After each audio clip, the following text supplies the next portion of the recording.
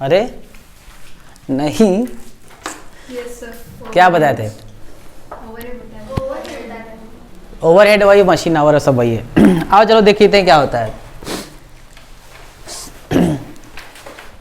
जो कॉस्ट होता है वो दो तरह का होता है, एक होता है डायरेक्ट कॉस्ट और एक होता है इनडायरेक्ट कॉस्ट। ठीक, डायरेक्ट कॉस्ट का मतलब होता है वो कॉस्ट जो मटेरियल और लेबर के रूप में डायरेक्ट लगता है, और इनडायरेक्ट कॉस्ट का मतलब होता है ओवरहेड।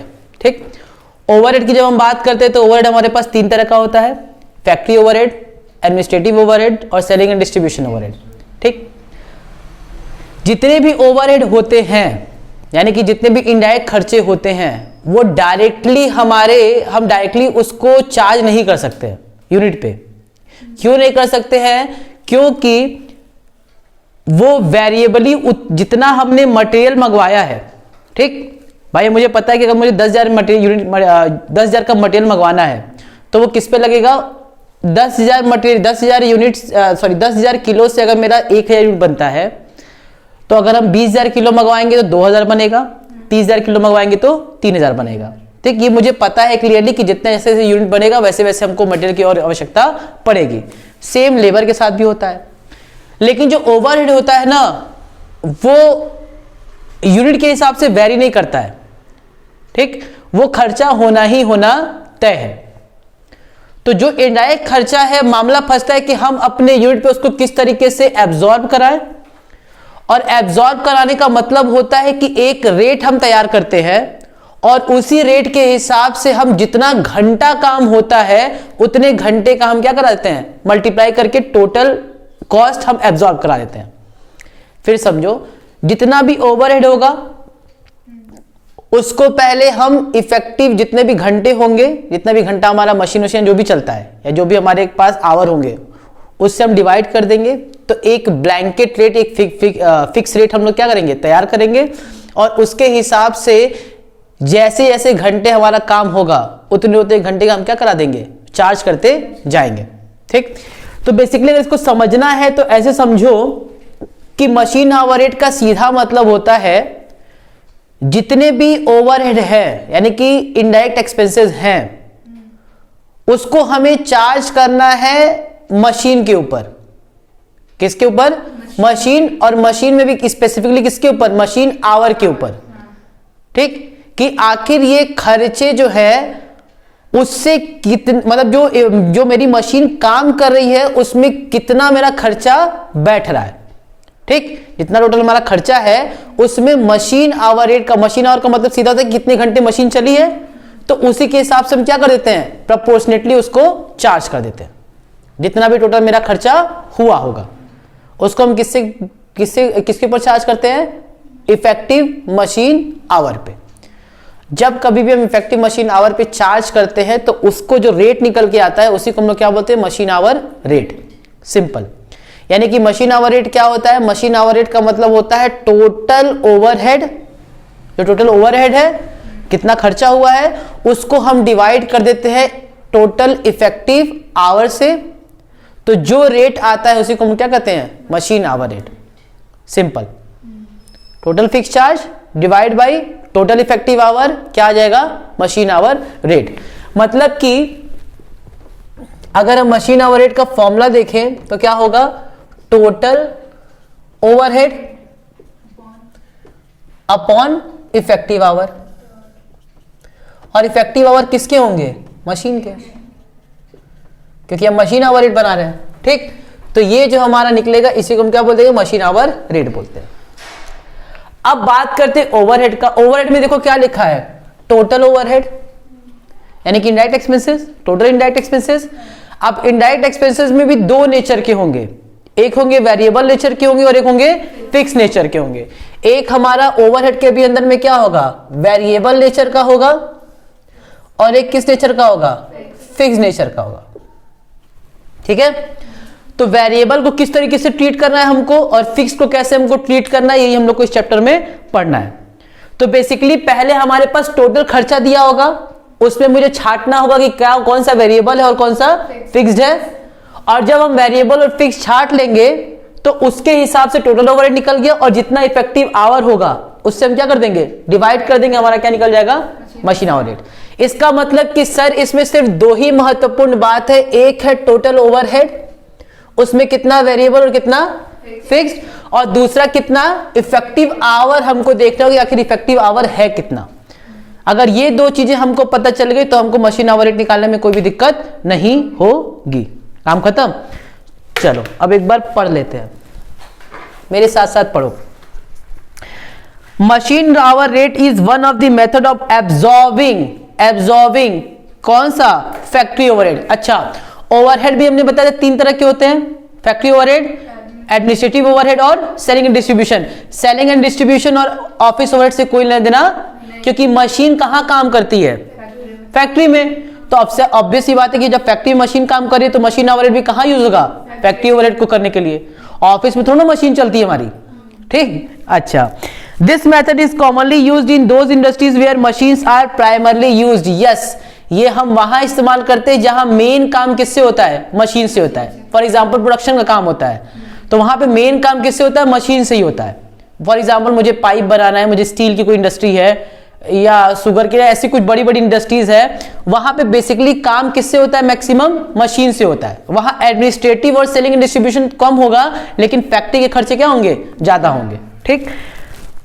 अच्छा, machine hour rate means per hour operating cost of a machine. In other words, the amount obtained by dividing the operating expenses of machine during a specific period by the hours of use of machine during the period is called machine hour rate. काम खत्म। Total जो खर्चा है उसको किससे divide कर दो? Total our, जितने दिन घंटे मशीन चली है, तुम्हारा क्या निकल जाएगा? Machine hour rate.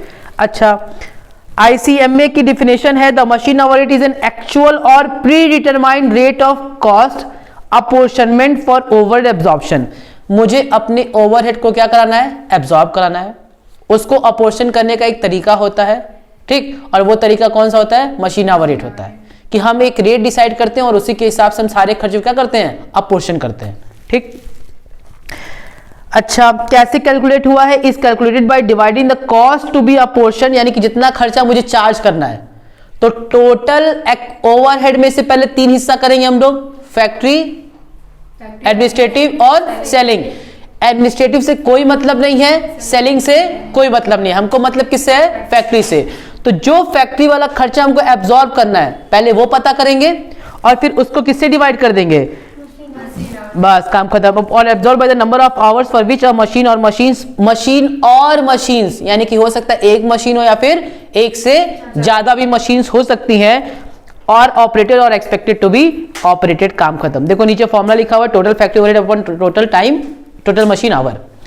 एक एग्जांपल, बहुत बढ़िया एग्जांपल दिया, इसको भी हम लोग देखेंगे, फिर हम लोग आगे बढ़ेंगे। Suppose factory overhead in a period is 10,000, यानी कि मेरा फैक्ट्री ओवरहेड का खर्चा कितना है? 10,000 का है, और 4 सिमिलर मशीन ऑपरेट होती है फैक्ट्री में। The factory overhead for a machine will B 2500, यानी कि मशीन के लिए कितना हो जाएगा? 10,000 बटे में 4, तो एक मशीन कितनी होती है? 2,500 खर्चा। 10,000 टोटल खर्चा हुआ है और मशीन कितनी है? 4, तो इसका मतलब एक मशीन पे कितना खर्चा होगा? 2,500। इतना बात समझ में आया, लेकिन ये अभी मशीन आवर रेट नहीं है, ये सिर्फ अभी हमने निकाला है कि एक मशीन पे कितना खर्चा होता है, ये मशीन आवर रेट नहीं है। अब हम कहेंगे कि एक मशीन जो है वो 500 घंटे काम करती है, तो ये 2500 को हम किससे डिवाइड कर देंगे? 500 से, तो आ जाएगा मेरा कि एक मशीन के लिए हम मशीन आवर रेट कितना होगा, तो कितना हो जाएगा? 5, ठीक। नाउ सपोज, अच्छा, job is completed by the machine in 10 hours, the factory overhead to be absorbed by the machine will be 50, यानी कि 5 × 10। आ गई बात समझ में? अब तुम लोग के मन में क्वेश्चन आ सकता है कि सर ये सब करते क्यों है? ठीक, ये इसलिए करते ताकि मुझे एक रेट डिसाइड हो जाए। हम बार बार, देखो खर्चा हो सकता है ऊपर नीचे खर्चा हो सकता है, तो हमने एक रेट क्या डिसाइड कर दी? 5 रुपया। अब मेरी मशीन चलेगी 10 घंटे, तो हम ये नहीं देखेंगे 10 घंटे में कितना खर्चा हुआ है, हम सिर्फ 10 × 5 कर देंगे, यानी कि हम मान लेंगे कि इसमें कितना रुपया खर्चा हुआ होगा? 50।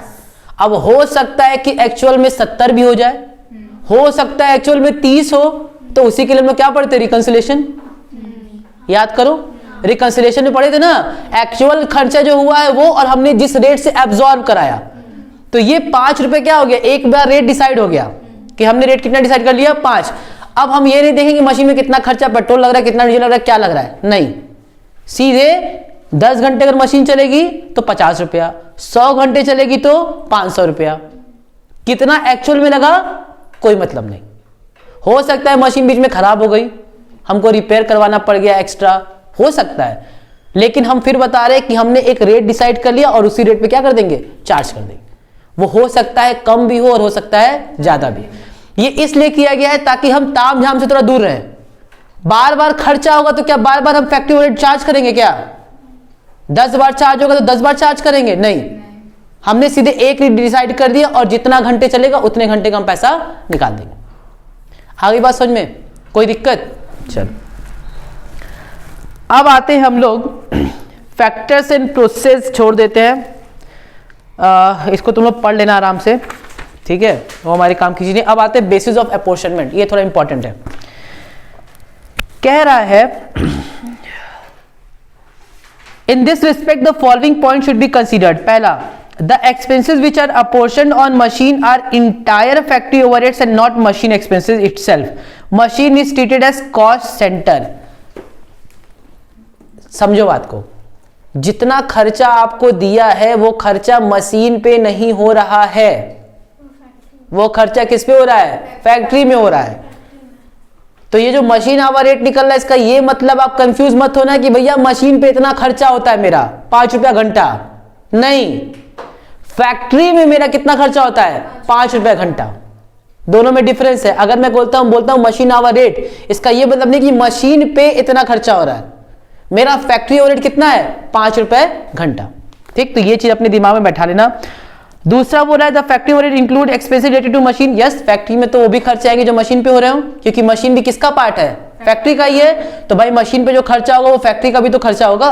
ठीक, those expenses which are directly related to machine and directly allocated to the respective machine is entirety. अच्छा, for example depreciation of machine और रिपेयर। अब देखो, कुछ ऐसे खर्चे होते हैं जो डायरेक्टली किसके चार्ज होते हैं? मशीन पे। फॉर एग्जांपल अगर मैं बोलता हूँ डेप्रिसिएशन ऑफ फैक्ट्री बिल्डिंग और डेप्रिसिएशन ऑन मशीनरी, तो भाई फैक्ट्री बिल्डिंग तो फैक्ट्री का है, लेकिन जब मशीनरी पे डेप्रिसिएशन बोल रहे हैं तो वो डायरेक्टली हमको पता है किस पे है? मशीन का खर्चा है, तो मशीन में ही हम लोग चार्ज कर देंगे। ठीक है, Those factory overhead which are of mixed nature and cannot be directly allocated to any specific machine, they are apportioned on suitable basis to various machine। अब सुनो, कुछ ऐसे फैक्ट्री के खर्चे होते हैं जो मुझे पता नहीं चलता है कि इसी मशीन पे लगा है कि नहीं लगा है, तो वही तो ओवरहेड होता है भाई, वही तो ओवरहेड हो गया। जो मशीन का खर्चा हो तो मुझे पता है, डेप्रिसिएशन क्या होगा? मशीन होगा। रिपेयर क्या करवा रहे हैं? मशीन करवा रहे हैं। पेट्रोल डीजल कहां लग रहा है? मशीन में लग रहा है, तो वो तो मुझे पता है। लेकिन मैंने बोला रेंट ऑफ फैक्ट्री, अब रेंट ऑफ फैक्ट्री क्या है? वो तो फैक्ट्री का खर्चा है। अब उसको मशीन पे अगर मान लो मेरे पास 4 मशीन हुई तो दिक्कत हो सकती है ना, कि किस मशीन पे चार्ज करें, किस पे ना करें, या कौन सा बेसिस अपना है।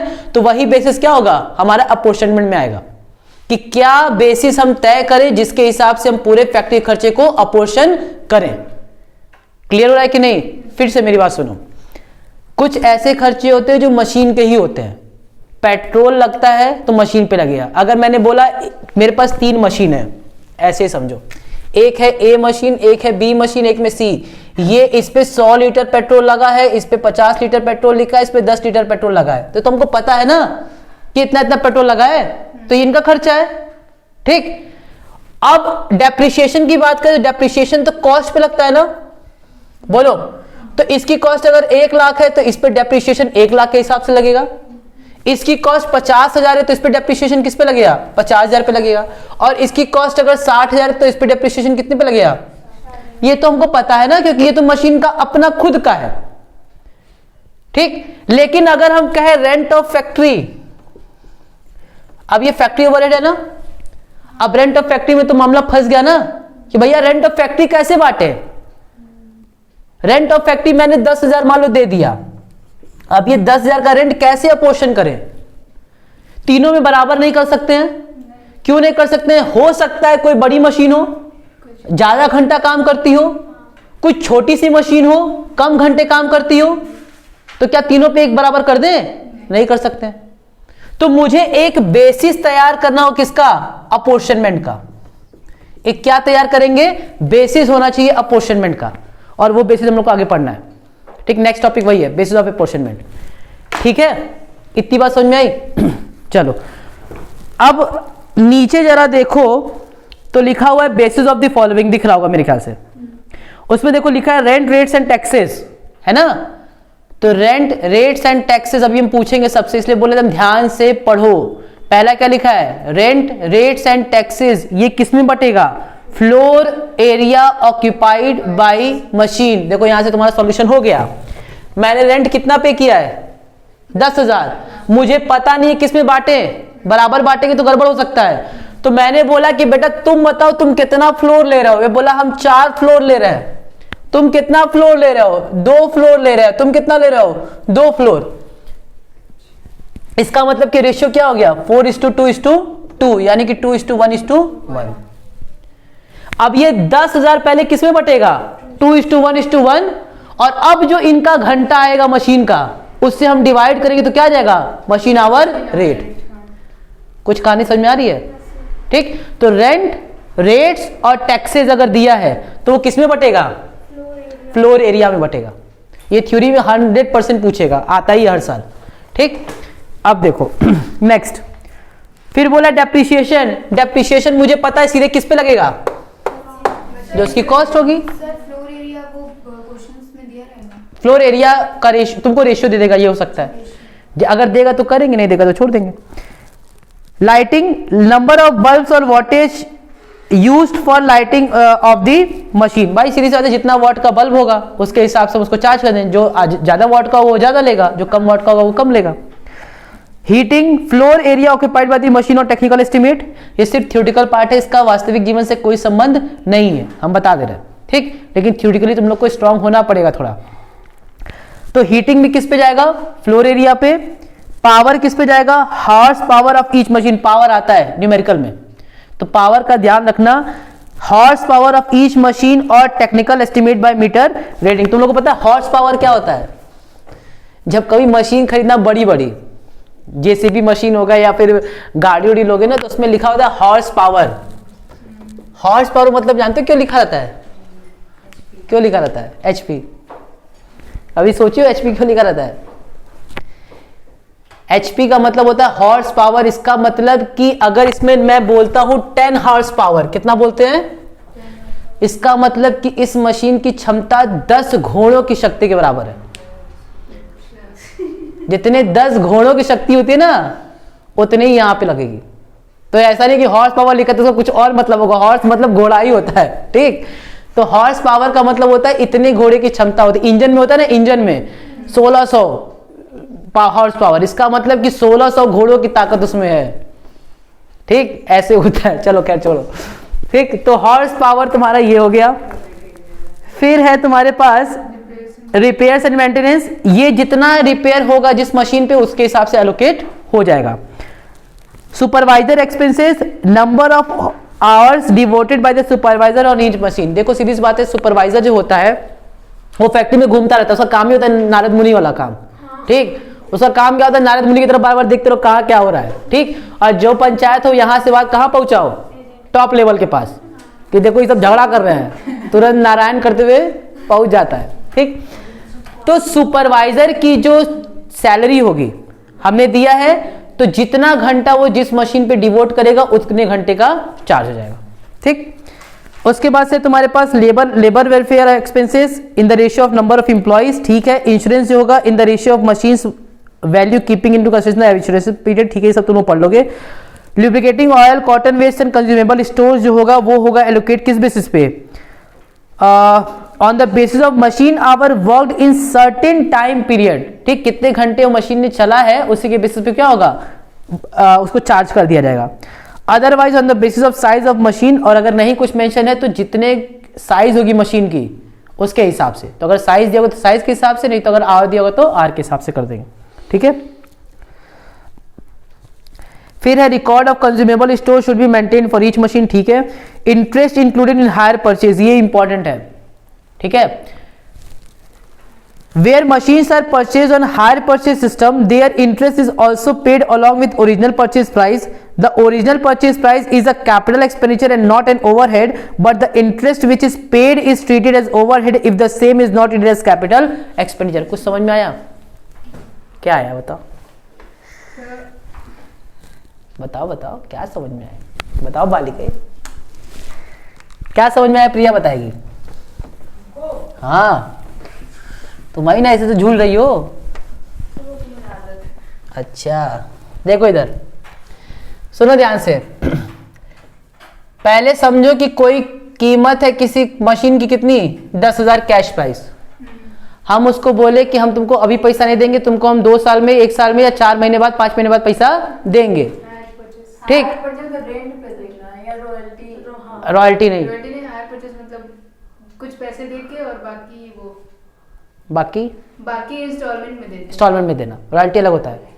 ठीक, आगे बात समझ में, यानी कि 10,000 हमको देना है, तो मैंने कहा कि एक काम करो, 1,000 हमसे अभी ले लो और बाकी 3-3 हजार रुपया 3 बार में ले लेना। ठीक, अच्छा सुनो, बात नहीं, ये बताओ 10,000, मान लो मैं क्या हूं? मालिक। ध्यान से मेरी बात सुनो, मैं क्या हूं? मालिक।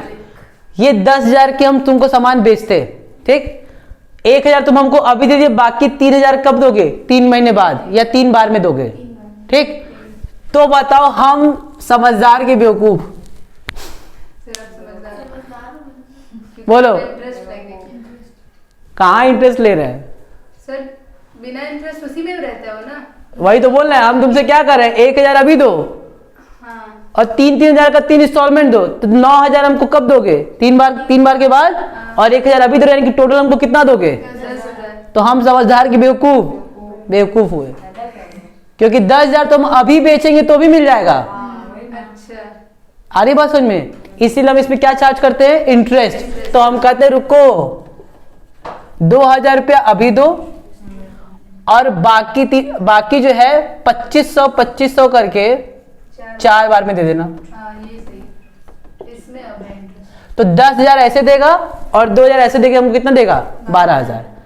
आ रही बात समझ में? अब सुनो ध्यान से, अब जो हम बोल रहे हैं वो इंपॉर्टेंट है। 12,000 में 2 चीज, एक 10,000 और एक 2,000। ये 10,000 जो होता है वो होता है मेरा कैपिटल एक्सपेंडिचर। क्या होता है?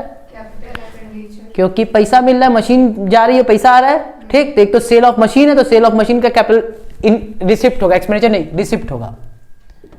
ठीक है, कैपिटल रिसिप्ट। और अगर हमने मशीन खरीदा है, यानी कि अगर हम आपकी बात करें, तो आपके लिए क्या होगा? Capital expenditure. और आपने जो इंटरेस्ट पे किया है वो है आपका रेवेन्यू एक्सपेंडिचर, क्योंकि वो हर साल देना है। ठीक है, अब सुनो ध्यान से, अगर मैंने अपने बुक में इसको पूरा 12,000 का इकट्ठे दिखा दिया, अगर मैंने एक ही बार में मशीन कितने का दिखा दिया? 12,000 का, तो उस केस में मुझे इस 2,000 से अब कोई मतलब नहीं है। ये मशीन आवर का कोई भी हिसाब किताब इसमें नहीं जाएगा। आ रही बात समझ में कि नहीं? अगर ये पूरा 12,000 हो गया तो अब कोई हिसाब किताब नहीं होगा। लेकिन अगर मैं 1,000 जो 2,000 रुपया इंटरेस्ट के रूप में पे करता हूं और कैपिटल एक्सपेंडिचर सिर्फ कितना मान रहा हूं? 10,000 का, और बाकी 2,000 क्या मान रहा हूं? रेवेन्यू, तो ये हमारे फैक्ट्री ओवरहेड का पार्ट बन जाएगा। आ रही है बात समझ में? फिर सुन लो, क्वेश्चन तुमको 2 तरीके से कंफ्यूज कर सकता है। बोलता है कि आपने हायर परचेज पे एसेट लिया है और आपका इंटरेस्ट का amount already hire purchase price में जुड़ गया है और आपने एक्सपेंडिचर को कैपिटलाइज कर दिया है, तो उस केस में जो 2,000 रुपया इंटरेस्ट है वो आपके मशीन आवर में फैक्ट्री ओवरहेड का पार्ट नहीं बनेगा, नहीं होगा, नहीं, क्योंकि आपने कैपिटलाइज कर दिया है। ठीक, और अगर आपने कैपिटलाइज नहीं किया है, अभी भी आप मशीन कितने का दिखा रहे हो? 10,000 का, और 2,000 किसके रूप में दिखा रहे हो? इंटरेस्ट के रूप में। तो उस केस में जो 2,000 रुपये आपको हर साल इंटरेस्ट मिल रहा है वो आपका फैक्ट्री ओवरहेड का पार्ट बन जाएगा। अच्छा हाँ, अब कहानी समझ में आ गई?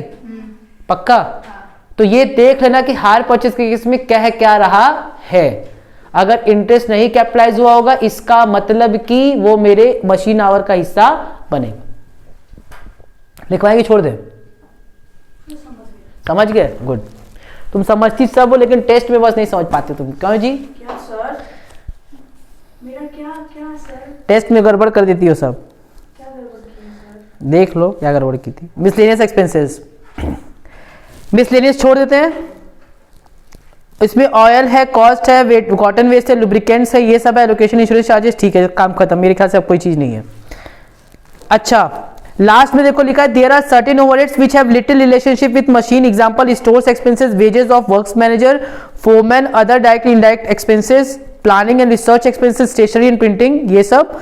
These overhead can be apportioned to machine on the basis of machine hour which are production hour। कह रहा है कि जो लास्ट के खर्चे दिए हैं वो भी कहीं ना कहीं मशीन पे ही लगते हैं, तो ये जो खर्चे हैं ये भी किसके बेसिस पे चार्ज हो जाएगा? मशीन आवर के बेसिस पे चार्ज हो जाएगा। खत्म कहानी। हाँ, वो जो 2000 मेरा रेवेन्यू एक्सपेंडिचर है ना, उसको फैक्ट्री ओवरहेड कैसे ट्रीट करेंगे? रेवेन्यू हम तो कह रहे कि ये खर्चा है कि नहीं है, और मशीन ली हो। अच्छा ये बताओ इंश्योरेंस क्या है मशीन का? खर्चा है। कौन सा खर्चा है? Revenue expenditure. तो वो क्यों लेती हो? वहां पे तो नहीं पूछी एक बार भी हमको कि सर इसको क्यों नहीं लेते हैं? रेंट क्या हुआ है? मराओगे इतना बार, रेंट क्या है? हर साल देती हो। तो वहां तो नहीं पूछी कि रेंट ऑफ मशीन क्यों नहीं पूछा? नहीं तो वही हम कह रहे हैं ना, उसको फैक्ट्री ओवर। तो ये तुम बोलो कि सर रेंट, अब तुम्हारा क्वेश्चन हम एक बार करेक्ट करते हैं। रेंट, इंश्योरेंस, ये जितना भी चीज लग रहा है आप इसको रेवेन्यू क्यों मान रहे हैं या इसको मशीन में क्यों ले रहे हैं? क्योंकि ये सब खर्चे कहाँ हो रहे हैं? फैक्ट्री में हो रहे हैं, और वो भी मेरा ओवरहेड है, खर्चाई तो है वो भी। इंटरेस्ट ऑन लोन जो दिए हैं मशीन के लिए दिए हैं, तो मशीन का ही खर्चा है, फैक्ट्री का ही खर्चा है। रेंट हम दे रहे हैं तो रेंट भी तो रेवेन्यू, लेकिन किसका दे रहे हैं? फैक्ट्री का दे रहे हैं, तो फैक्ट्री का खर्चा है। आ रही बात समझ में? इंश्योरेंस कराया है, इंश्योरेंस भी हर महीने दे रहे हैं, हर साल दे रहे हैं, रेवेन्यू है, लेकिन इंश्योरेंस किसका रहे हैं? फैक्ट्री का दे रहे हैं या मशीन का दे रहे हैं, तो फैक्ट्री ओवरहेड है। ठीक, अब आगे हम लोग पढ़े थोड़ा। अब बस मेन चीज 5 मिनट कॉन्सेंट्रेट कर दो और ये चैप्टर खत्म। अब तक तो एकदम जो बकवास बतिया रहे थे, कोई दिक्कत इसका कोई लेना देना है ही नहीं।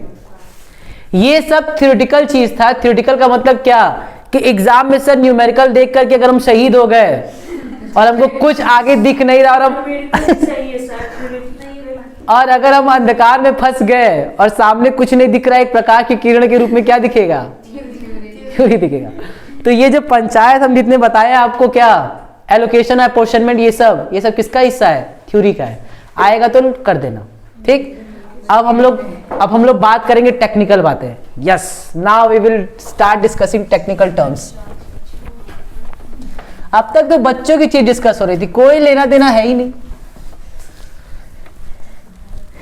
चलिए, अब मेरी बात बस 5 मिनट सुनना है। कितना? 5 मिनट। ठीक, उसके बाद ओवर टाइम भी करेंगे। ठीक, सुनो सुनो सुनो। 2 तरह के खर्चे होते हैं, एक होता है वेरिएबल ओवरहेड और एक होता है फिक्स्ड ओवरहेड। वेरिएबल ओवरहेड और इसमें वेरिएबल का नाम वेरिएबल है और फिक्स्ड का एक नया नामकरण हुआ है और वो है स्टैंडिंग चार्ज। ठीक, इनका नया नामकरण हुआ है स्टैंडिंग चार्ज। मतलब कि सर स्टैंडिंग का मतलब फिक्स्ड है, मैंने कहा यस, फिक्स का मतलब स्टैंडिंग और स्टैंडिंग का मतलब फिक्स। आगे बात समझ में? अब भाई सेम हो जाएगा तो ये लोग का बुरा नहीं लग जाएगा, तो थोड़ा अलग चाहिए ना, लेकिन है वही वही है। स्टैंडिंग का मतलब वो कहना चाह रहा है कि उसके साथ साथ चलता रहता है, मतलब वो उसके साथ ही रहता है। ठीक, लेकिन वो है फिक्स्ड ही।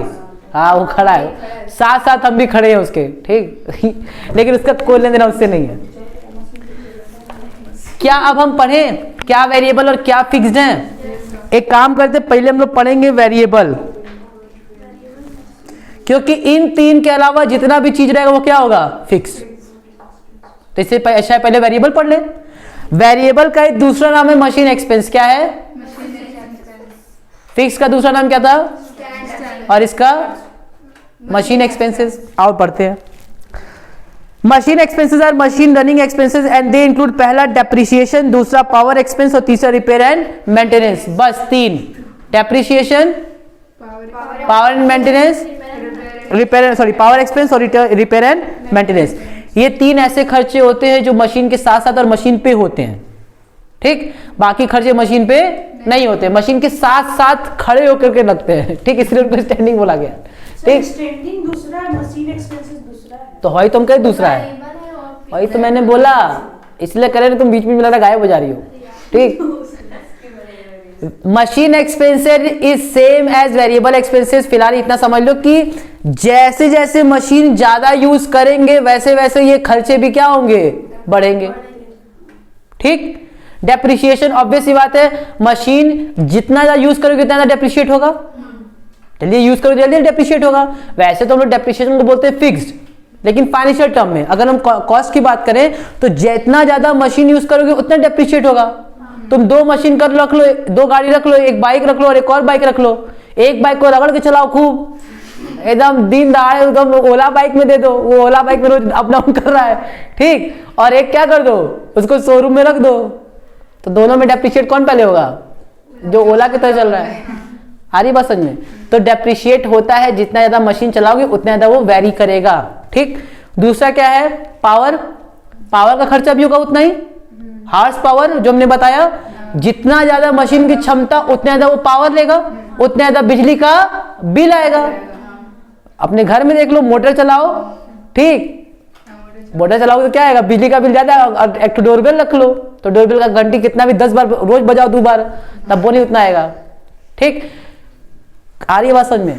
पावर का खर्चा मतलब जो जितना ज्यादा यूज करोगे, जितने पावर का होगा उतना ज्यादा बिजली का बिल आएगा, और जो जितना कम पावर का होगा उतने कम आएगा। तीसरा कहानी सुने, तीसरा कहानी है तुम्हारे रिपेयर मेंटेनेंस का। किसको, ओला वाले को ज्यादा जरूरत पड़ेगी रिपेयर की, जो हम शोरूम में रखे थे, तो जितना ज्यादा यूज करोगे उतना रिपेयर होगा, काम खत्म। ये तीनों के तीनों किसके बेसिस पे होगा, वेरिएबल होगा। क्या होगा, वेरिएबल होगा। और दूसरा क्या हम पढ़ेंगे, फिक्स्ड। स्टैंडिंग देखते हैं, रेंट ऑफ फैक्ट्री बिल्डिंग, भाई रेंट तुमको उतना ही देना है, चाहे 4 घंटा मशीन चलाओ, चाहे 12 घंटा मशीन चलाओ, चाहे चलाई भी मत करो, ठीक भाई, रेंट 24 घंटा मशीन चलाओ, लेकिन तुमको रेंट उतना ही देना होगा। रेट्स और taxes and insurance of factory building fix रहेगा। Insurance premium of machine fix रहेगा। Salary of manager, supervisor, foreman and watchman fix रहेगा। General lighting fix. Cotton waste, cloth waste and lubricating oil. अब तुम्हारे मन में question आ सकता है, sir cotton waste हो गया या क्लॉथ वेस्ट हो गया या फिर लुब्रिकेटिंग ऑयल, तो ज्यादा मशीन चलाएंगे तो ज्यादा लगेगा। ये सब इतने माइनर खर्चे होते हैं ना, ठीक, कि वो उसका मतलब ये कि हम उसको अपोर्शन नहीं कर पाते हैं। भाई किस वाले में ज्यादा लुब्रिकेटिंग लगा रहे हैं ऑयल, किस वाले में कम लगा रहे हैं, क्योंकि वो बस होता है मशीन को इजीली चलाने के लिए। ये भी हो सकता है कि जो मशीन कई साल से नहीं चली, अगर उसको अचानक चलाना हो तो उसमें ज्यादा दिक्कत हो। आ रही बात समझ में? और जो मशीन हमेशा से चलती आई है शायद उसमें कम ऑयल लगे। देख रहे हो कि नहीं, यानी कि कोई फिक्स पैटर्न नहीं हो सकता है। ये भी हो सकता है कोई मशीन अगर हम 2 महीना चलाएं खूब, फिर 2 महीना बंद कर दिए, तो जब 2 महीने बाद स्टार्ट करेंगे तो उसमें लुब्रिकेटिंग ऑयल की जरूरत पड़ सकती है ज्यादा। तो इसमें कोई फिक्स पैटर्न नहीं है, इसलिए हमने बोला कि ये क्या है, इसका मतलब मशीन आवर से कोई लेना देना नहीं है, मशीन से डायरेक्टली कोई लेना देना नहीं है। तो इसको हमने क्या डाल दिए, फिक्स। कॉटन वेस्ट हो गया, जो कॉटन हमारा वेस्ट हो जाता है कोई चीज बनाते समय, प्रोडक्शन करते समय, ठीक, मतलब जो वेस्ट निकलता है हमारा, ठीक, वो भी हमारा एक तरह से ओवरहेड ही है, खर्चा ही है, तो उसको भी हम लोग क्या कर दिए, फिक्स मान लिए। ठीक, कंज्यूमेबल स्टोर मतलब नट बोल्ट ये सब हो गया, छोटा मोटा रिंच पेस्ट का पता नहीं क्या क्या होता है, टूल्स वूल्स, ठीक, या छोटे छोटे कुछ और भी स्टोर से हमको कुछ सामान हमेशा लगता रहता है, ठीक, तो वो भी कोई फिक्स पैटर्न नहीं होता है, तो उसको भी हम लोगों ने क्या मान लिया, फिक्स मान लिया। और सन्ड्री सप्लाईज। ऑपरेटर वेजेस और इंटरेस्ट, ये 2 कहानी है और हम लोग डिस्कस करेंगे, और हम लोग इसके बाद न्यूमेरिकल की दुनिया में बढ़ेंगे।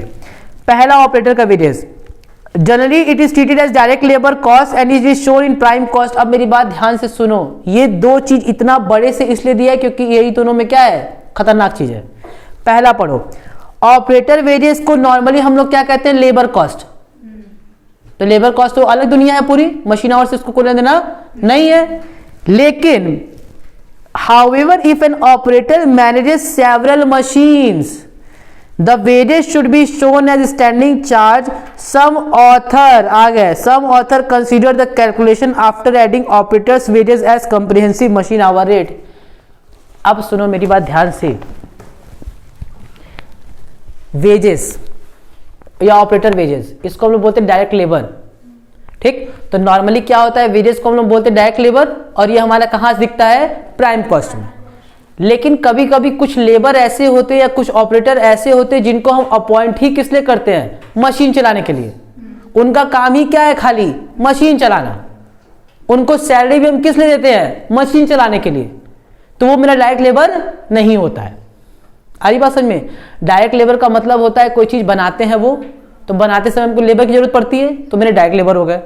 लेकिन कुछ ऐसे लेबर होते हैं, कुछ ऐसे वेजेस देनी पड़ती है जो जिनका काम होता है सिर्फ और सिर्फ क्या? मशीन चलाना। तो जब मशीन चला रहे हो तो वो खर्चा भी किस में जाएगा? मशीन में जाएगा। आ रही बात समझ में? कुछ ऑथर इसमें झगड़ा करते हैं, कुछ झगड़ा करने का मतलब कुछ ये कहते हैं कि साहब ये जो है ये आप डायरेक्टली उस पर मत चार्ज किया कीजिए मशीन पे, एक इसको सब कुछ करने के बाद, ठीक, यानी कि पूरा खर्चा को करने के बाद से एक आप कंप्रिहेंसिव मशीन आवर रेट निकाला करिए। मतलब इनको भी इंक्लूड कर करके आप एक क्या निकालिए? कंप्रिहेंसिव मशीन आवर रेट निकालिए, जिसका बारे में हमको उतना डिटेल में नहीं जाना। सिर्फ इतना हमें समझना है कि ऑपरेटर वेजेस जो होगा वो क्या होगा? स्टैंडिंग होगा। और ये किस बेसिस पे होगा? जितना घंटा वो मशीन में देते रहेंगे। अभी हम लोग शायद क्वेश्चन किए थे एक, इसमें जो फ्लोर एरिया था ना, तो उसमें फ्लोर एरिया के हिसाब से था। इसमें क्या होगा? वो जितना घंटा जिस मशीन में देता है, ठीक। मान लो सपोज मैं उसको कितना देता हूं? 10,000। कितना देता हूं उसको?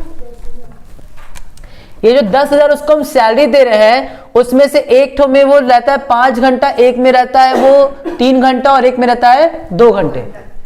आ रही बात समझ में?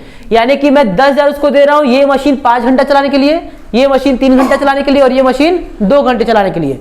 तो ये जो खर्चा है वो भी किस रेशो में जाएगा?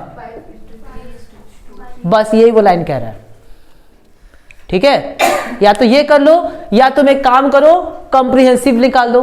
कंप्रिहेंसिव का मतलब 10,000 और ये कितना घंटा है? 10 से डिवाइड करके जो रेट निकल रहा है उसी रेट के हिसाब से बांट दो, ठीक। तो दोनों क्या है? ऑलमोस्ट एक ही है। इंटरेस्ट हम लोग चर्चा कर चुके हैं शायद, अभी तो चर्चा किए थे। Interest on loan taken for the purchase of machinery or interest on hire purchase is a financial expenditure and generally it is ignored in computation of machine hour rate. However, some other consider it as a standing charge. Students should give proper note in the context. काम खत्म।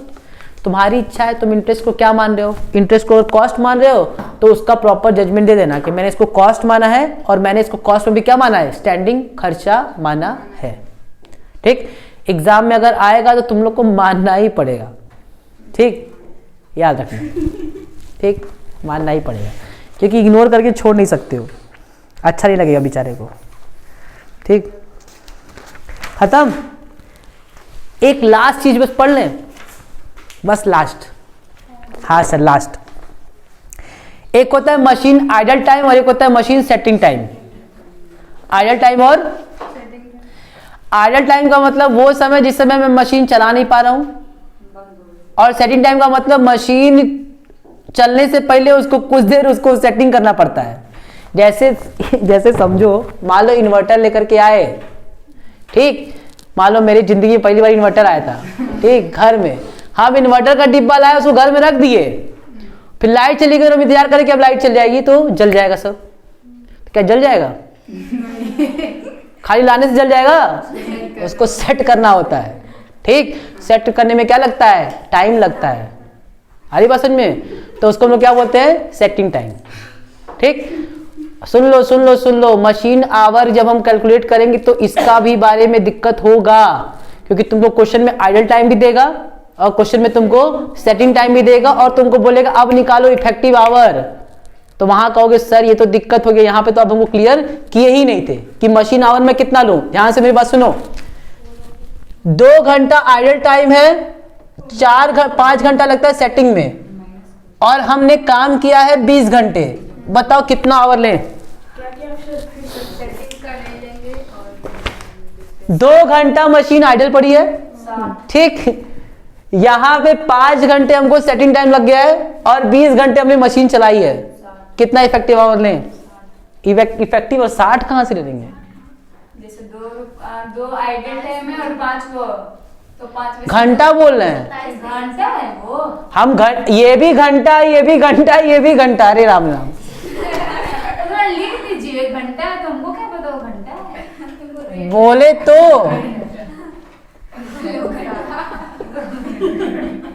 इसको बना ही दे रहे हैं। अब ठीक है, अब मेरे ख्याल से तुम दिमाग में बैठ जाएगा, ये भी घंटा, ये भी घंटा और ये घंटी घंटा जो भी कहो, ठीक। सुनो, 2 घंटा वो बंद रहता है, चालू नहीं हो पाता है, ठीक। 5 घंटे वो 1 घंटे सेट करने में लगता है, ठीक। अरे और 20 घंटा लगता है किसमें, कुछ पुरानी यादें ताजा हो गई। उस 20 घंटे में ये सब होता है। अरे चलो अब देखो ध्यान से, क्या मैं पढ़ूं? If the working hour budgeted for a machine are 48 घंटे इन अ वीक, एक वीक में कितना घंटा? 48 घंटे। But this machine remains idle for 4 hour, 48 घंटे हमने माना था कि ये मशीन चलेगी, लेकिन 4 घंटे तो मनमानी करके बैठ गई कि नहीं चलेंगे, आइडल रह गई। We should calculate the rate on 44 hours and not in 48 hours. इसका मतलब कि जो आइडल है वो आइडल है, नहीं लेंगे। आ रही कि नहीं बात समझ में? बोलो। अच्छा फिर देखते हैं, फिर कह रहा है and not on 48, by doing so the cost of idle time which is an overhead would also be absorbed by the machine overhead। लेकिन देखो कितनी बुरी बात हो गई। अच्छा अभी सुनो, डिस्कस करेंगे, छोड़ो आगे। Secondly, each machine requires a setting time before it starts production. The time spent on setting the machine should be included in calculating the effective hour of the machine. If a machine takes 1 hour in setting and then it works for another 19 hours, then the production cost will be, effective hour will be 20 hours। कुछ समझ में आया? लेकिन जब setting time की बात करेंगे तो हम इसको इंक्लूड कर देंगे, यानी कि मशीन कितने घंटे चली? 25 घंटे। अब कुछ कहानी समझ में आ रही है? अब मेरी बात सुनो ध्यान से। मैंने बजट बनाया कि ये मशीन कितने घंटे चलेगी? 20 घंटे, 20 घंटे चलेगी। फिर मैंने बोला कि 2 घंटे तो पड़ी रहेगी, ठीक। 5 घंटे उसको सेट करने में लगेगा और 20 घंटे चलेगी। इसका मतलब कि टोटल इफेक्टिव आवर कितना होगा? 25 घंटे। यानी कि मशीन स्टार्ट होने के बाद से जब प्रोडक्शन स्टार्ट होता है तो वो टाइम भी हम लोग लेंगे कि मशीन हमारी क्या हो रही थी? चल रही थी। और अगर मैंने 2 घंटे मशीन ऑन करके छोड़ दिया, वहां काम नहीं हो रहा है, तो इसका मतलब क्या है कि वो 2 घंटे हमारा खर्चा हुआ है लेकिन वो काम इफेक्टिव नहीं है। अब सुनो मेरी बात ध्यान से, ऐसा कब होता है? सुनो, एक सबसे बेस्ट एग्जांपल देते हैं तुम लोग को इंजन का। ट्रेन इंजन होती है ना, ट्रेन इंजन बहुत कम बंद होती है, बहुत उसको रेयरली बंद किया जाता है, चलती रहती है, चलती रहती है, चलती रहती है, ठीक। कभी देखियो इंजन बंद बहुत रेयर, जब लॉकडाउन हो तभी बंद होता है, नहीं तो नॉर्मली इंजन को लोग बहुत रेयर ही बंद करते हैं। जैसे ही ट्रेन पहुंचती है इंजन वहां से हट करके दूसरे ट्रेन में लगा जाता है, वो बंद नहीं होती है। इवन कभी कभी ट्रेन इंजन ऐसे ही खड़ा रहता है लेकिन उसको ऑन करके छोड़ दिया जाता है कि वो बंद नहीं करते हैं, वो अपनी चलती रहती है। तो वो जो उस घंटे, जितने घंटे मशीन मैंने चला करके छोड़ दी है, उसका अभी हमको इस्तेमाल नहीं कर पा रहे, तो वो हमारा क्या कहलाता है? Idle hour. क्या कहलाता है? Idle hour. इसका मतलब कि उस समय मेरी मशीन चाह करके भी हम उस पर काम नहीं कर सकते। ये जो वर्कर्स काम करते हैं जितने भी फैक्ट्री में, तो देखते हो कि इनको लंच होता है 1 घंटे का, बीच में ऐसे बजता है खूब बड़ा सा सायरन, ऐसे करके तुम्हारे घर तक सुनाई देता होगा, ठीक। सायरन बजता है ना, ऐसे हॉर्न बजता है खूब 1 मिनट तक, ऐसे करके खूब तेज सुनाई देता होगा, ठीक। 1 घंटे का अगर लंच हुआ है तो 1 घंटे फैक्ट्री बंद नहीं होती है। मशीन हो सकता है कई कई जगह मशीनें बंद नहीं की जाती हैं, 1 घंटे तक मशीन ऑन रहती है, वर्कर जाता है, खा पी के आता है, फिर उस पर काम पे लग जाता है, ठीक है। इसका ये मतलब है कि वो 1 घंटा क्या है? आइडल आवर है। क्या है? Idle hour. अब जल्दी से बताओ, ये जो मेरा घंटा वेस्ट हो रहा है, कहीं ना कहीं मुझे उसका कॉस्ट बियर करना चाहिए कि नहीं करना चाहिए? वो मेरा लॉस हो रहा है कि नहीं? अब सोचो, एकदम आराम से सोचो। मान लेते मेरा खर्चा होता है 500 घंटे, अगर मैं 10 घंटे क्या चलाता हूं मशीन, तो 1 घंटे कितना हुआ? 50, यानी कि 50 रुपये मेरा खर्चा हो रहा है 1 घंटे का। अगर मैं कहता हूं कि 500 घंटे हमारा चलता है, लेकिन अब हम मशीन को सिर्फ 8 ही घंटे काम कर पा रहे हैं, 2 घंटा हम टाइम क्या कर दे रहे हैं? वेस्ट। चल रहा है पूरा 10 घंटे, लेकिन इफेक्टिव आवर सिर्फ कितना है? अगर मैं 8 घंटे लूं तो जल्दी से बताओ कितना आ जाएगा? 40। 40 कहां से? ज्यादा बड़े होगा ना, बड़ा होगा ना जी, ये बढ़ जाएगा। 8 से 8 × 48, 2 8 दूनी 16, 62.5। जल्दी से बताओ, पहले मेरा कितना खर्च आता था 1 घंटे में, अब कितना होता है? ये सही है कि नहीं? बिल्कुल सही है। क्यों? क्योंकि अगर मेरा लॉस हो रहा है तो उससे मुझे कॉस्ट बियर करना पड़ेगा ना। एकदम क्लियर हो गया। अगर मान लो मैं ये नहीं 8 घंटा लिखता, मैं अभी भी कितना लिखता? 10 घंटे। इसका मतलब कि 500 बटे में 10 करते तो अभी भी कितना आता? 50 ही आता। गलत हो जाता। तुम 10 घंटा दिखा रहे लेकिन एक्चुअली तुम्हारी मशीन कितने घंटे चली है? सिर्फ 8 घंटे। ये तो गलत हो जाएगा। आई बात समझ में? इसीलिए कहा गया कि आइडल टाइम को आप क्या कर दो? हटा दो। आप आइडल टाइम को क्या करो? हटाओ। क्योंकि अगर आइडल टाइम को नहीं हटाओगे तो उससे तुम्हारा कॉस्ट बढ़ के नहीं दिखेगा, यानी कि तुम उसको लॉस नहीं मान रहे हो अपना, और वो गड़बड़ हो जाएगा। तो सेटिंग टाइम में भी तो खड़ी ही रह रही है। सेटिंग टाइम, लेकिन हमको पता है कि वो लगेगा, हम कुछ कर ही नहीं सकते हैं। वो जब मैंने बोला इन्वर्टर लाना है, इन्वर्टर वाला एग्जांपल है ना। हमको पता है जब इन्वर्टर लाएंगे तो 1 घंटा उसको सेट करने में लगेगा ही लगेगा, तो उसमें मेरी गलती है? नहीं है। लेकिन आइडल टाइम में किसकी गलती है? मेरी गलती है। गलती क्या? उसको कह सकते हो कि 1 घंटा हम दे रहे हैं वर्कर्स को आराम करने के लिए, बट कहीं ना कहीं हम उसको अवॉइड कर सकते हैं। लेकिन सेटिंग टाइम को तुम अवॉइड, वो लगेगा ही लगेगा सेट करने में। आ रही बात समझ में? या तुम किसी को भी समय दे रहे हो, कोई भी चीज सेट करना है तो उसको बोलते हो ना भैया ऐसा है कि हम ये आए हैं, इसको 15 मिनट लगेगा सेट करने में, तो उसको हमेशा 15 मिनट के बाद का ही समय देते हो। क्यों? क्योंकि जान लो कि 15 मिनट लगेगा ही लगेगा और हम इसको अवॉइड नहीं कर सकते। इतनी कहानी समझ में आ रही है? सेटिंग टाइम जब भी देगा तो वो हमारे आर का पार्ट बनेगा। आइडल टाइम जब कभी भी देगा तो मेरे आर का पार्ट नहीं होगा। कहानी समझ में आ गई? क्यों सेटिंग टाइम लेते हैं? क्योंकि मुझे पता है कि ये सेटिंग टाइम तो लगेगा ही लगेगा, वो मेरे हाथ में नहीं है, कंट्रोल में नहीं है कि मैं उसको बचा सकूं। ठीक? लेकिन आइडल टाइम को हम कहीं ना कहीं क्या कर सकते हैं? बचा सकते हैं। तो अगर मैं नहीं सेव कर पा रहा हूं तो उसकी वजह से जो कॉस्ट बढ़ेगी तो मुझे बियर करना पड़ेगा। कहानी समझ में आ गई? अब हम लोग क्वेश्चन स्टार्ट कर सकते हैं। इतना अगर आप लोग कहानी समझ गए तब तो काम ही खत्म हो गया। अब देखो कितना आसान आसान क्वेश्चन है। समझ में आया जी कुछ?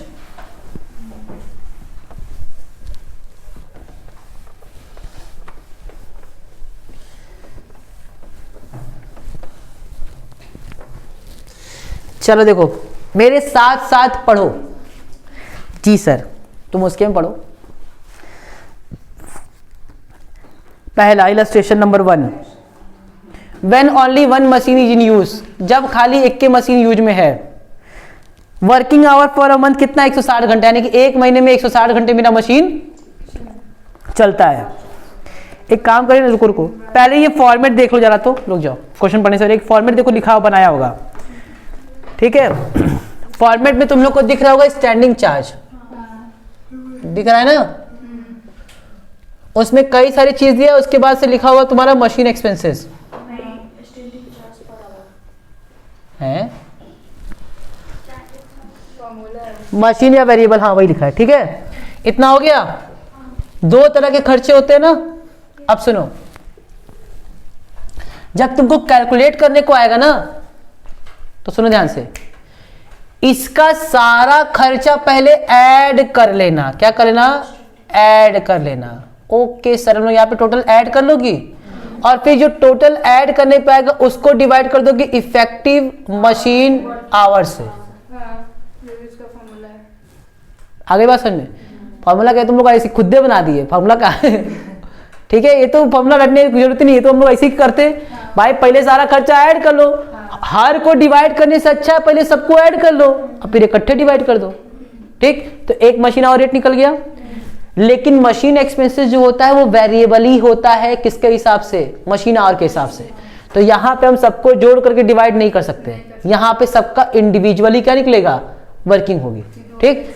यस। तो इसमें जो डेप्रिसिएशन है, इसमें जो मशीन मेंटेनेंस एक्सपेंसेस है और जो पावर है, इन तीनों की वर्किंग क्या होगी? अलग अलग, और इसका एक साथ। ठीक? एक साथ और अलग अलग करा जाए। स्टैंडिंग में क्या क्या होगा? Rent, rates and taxes, insurance charges, supervisor salary, और कंज्यूमेबल स्टोर, लूज टूल्स, फलाना और ढिमाका। ठीक? और मशीन में क्या होगा? 3, डेप्रिसिएशन, मेंटेनेंस एक्सपेंसेस और पावर। बस करें अब हम लोग।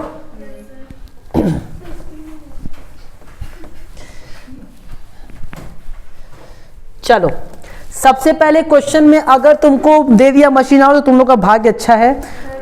Working hour for a month दे दिया, एक महीने में कितने घंटे चलती है? सर इसमें एक और भी एस्टीमेट हाँ वो भी हो सकता है। मशीन आवर, मशीन आवर कितना है? अरे 160 घंटे। कॉस्ट ऑफ मशीन कितना है? 12,000। अब सुन लो, जहां कहीं भी मशीन दे दिया इसका मतलब कि डेप्रिसिएशन निकालने को बोल रहा है, ठीक? तो सीधा यहां लिखो डेप्रिसिएशन। मशीन एक्सपेंसेस में सबसे पहले लिख दो क्या? देखो अभी सुनाई दिया, ऐसे ही बचता है सारा। अभी तुम लोगों को सुनाई दिया कि नहीं? हमें को खाली दे रहा है 12,000, ठीक? हाँ वही कॉस्ट ऑफ। और सुनो, एस्टिमेटेड स्क्रैप वैल्यू कितनी है? 3,000, तो उसको माइनस कर देंगे, ठीक है? और उसके बाद से estimated working life of the machine कितना दिया हुआ है? 10,000 घंटे। ओके, यानी कि अब बट्टे में कितना? 10,000। 9,000 में 10,000 9/10। आगे बात समझ में? कॉस्ट ऑफ मशीन लिए 12,000 12,000 कॉस्ट ऑफ मशीन, 3,000 की एस्टिमेटेड वैल्यू, तो ये कितना हो गया? 9,000। 9,000 को बट्टे में 10,000 कर दो, कितना आ गया? 0.90।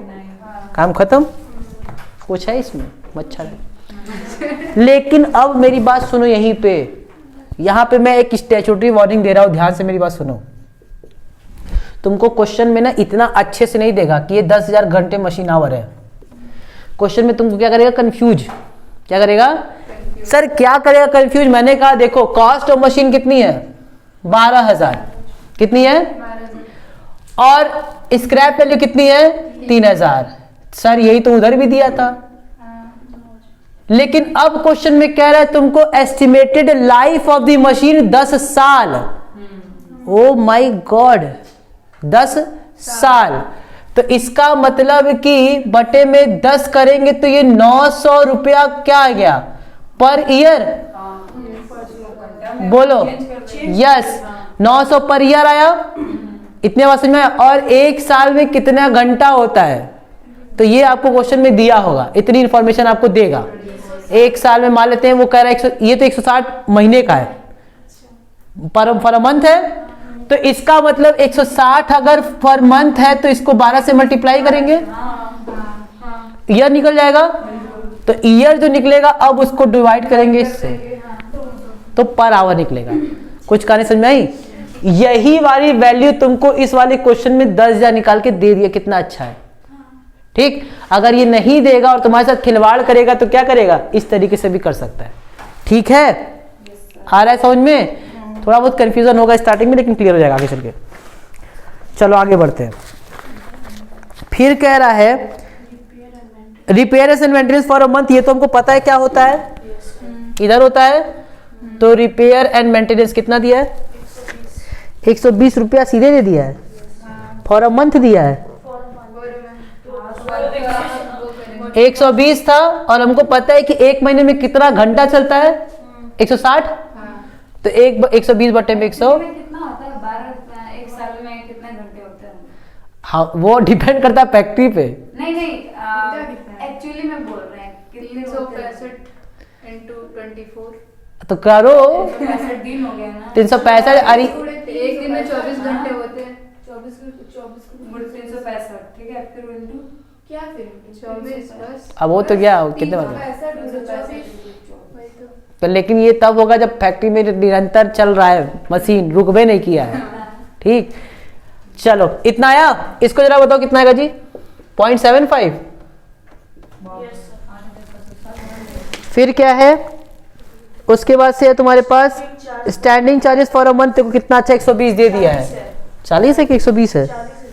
40 है। तो स्टैंडिंग चार्जेस 40 है, तो यहाँ पे भी 40 ही हो जाएगा।